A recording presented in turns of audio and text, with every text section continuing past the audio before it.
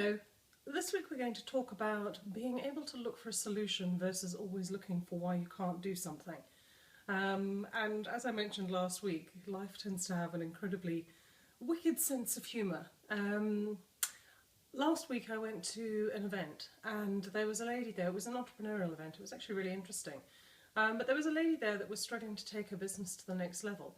And as she presented all the challenges that she was facing, she spoke specifically about why she couldn't do this option, why she couldn't do that option, why this wouldn't work and why that wouldn't work, etc., etc. And I suddenly realised that actually what her biggest problem was that she wasn't looking for a solution. She was just obsessing on why something couldn't work. Full circle, of course, then my life ends up reflecting it. I'm facing quite a few challenges. Just that I'm really shifting how I've done things. Up until now, my business has been a very physical business. It was based in Botswana. I had physical clients. I'm now taking that business and I'm putting it onto the internet, which for me is a huge change. And anyway, so all my belief systems are being challenged and, you know, I'm being triggered over and over again, which is fantastic because being the person I am, I kind of observe it and I can see it, and I feel almost sometimes like I'm standing back and watching myself reacting. But it doesn't make it any easier.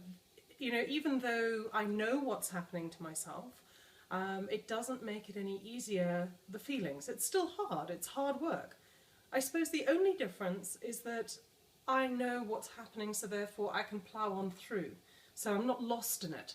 Whereas I imagine somebody who isn't aware of these things could get quite lost and feel that there is no way out. For me, I know on a sort of a more intellectual level that there is a way out.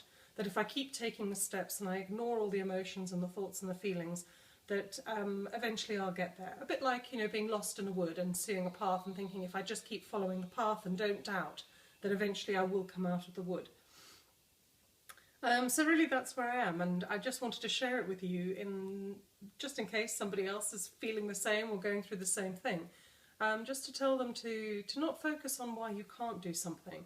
Sit down and brainstorm some options, put some steps in place, take a whole morning or a whole day even to really get clear on where you want to be and what you need to do to get there.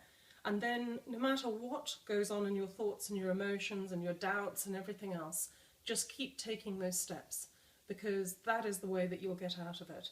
And if nothing else, I mean, I always hesitate saying this because I don't really want to use these videos to promote, and I'm not saying you need to use me, but go and find a coach or a mentor, you know, somebody that you're accountable to. It's a very incredibly powerful tool, and they're there to help you, they're there to support you, so you aren't lost and alone all on your own in the wood. So good luck, and I hope this helps. All the best. Bye-bye.